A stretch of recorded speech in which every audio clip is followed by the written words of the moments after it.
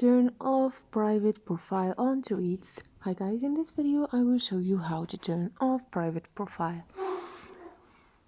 First thing, go to your tweets and now click on edit profile here and you will find those options. So you have the last one, which is private profile. All you need to do is tap on it and turn it off.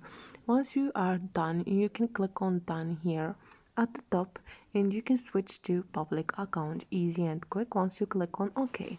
This is it guys. Hope this video was helpful for you. If it was, don't forget to subscribe, like the video. See you on the next one.